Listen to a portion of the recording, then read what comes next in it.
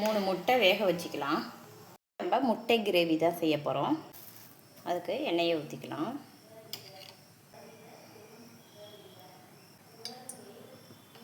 எண்ணெய் சூடானதும் வெங்காயம் சேர்த்துக்கலாம்.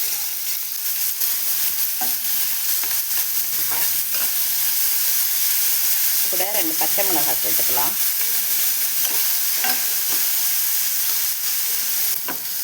இப்போ வெங்காயம் வதங்கிடுச்சு. இப்போ இஞ்சி பூண்டு பேஸ்ட்டு சேர்த்துக்கலாம். பேஸ்ட்டு சேர்த்துருக்கேன்.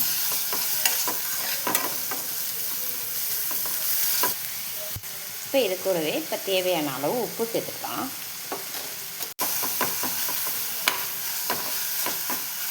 இப்போ இது கூடவே மிளகாய்த்தூள், மஞ்சத்தூள், கரம் மசாலா சேர்த்துக்கலாம்.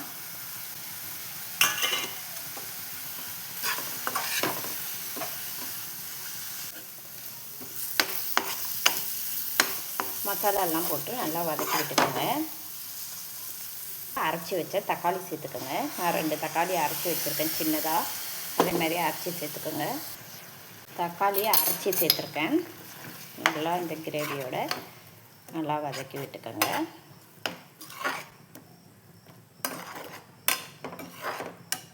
மல்லி இலைகளை சேர்த்துக்கலாம்.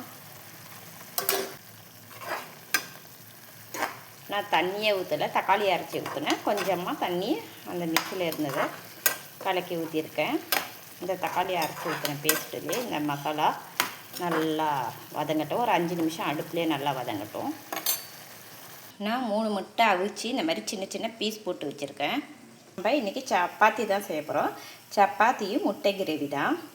கிரேவி பச்சை வாசனை போய் எப்படி இருக்குது பாருங்கள், எண்ணெய் பிரிஞ்சு வந்திருக்கு. இப்போ இது கூடவே நம்ம வெட்டி வச்ச முட்டையை சேர்த்துக்கலாம்.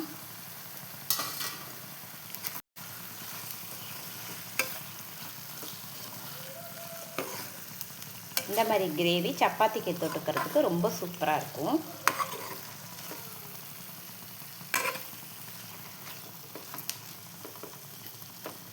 இது மேலே இன்னும் கொஞ்சோண்டு மல்லித்தழை ஊற்றி வைக்கலாம். அவ்வளோதாங்க, முட்டை கிரேவி ரெடி. இந்த பக்கம் சப்பாத்தி ரெடி ஆகிட்டுருக்கு.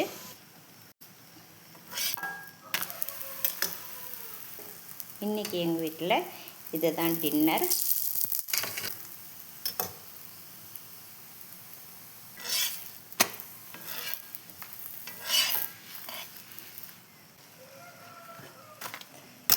சப்பாத்தி வச்சு முட்டை கிரேவி வச்சுக்கலாம்.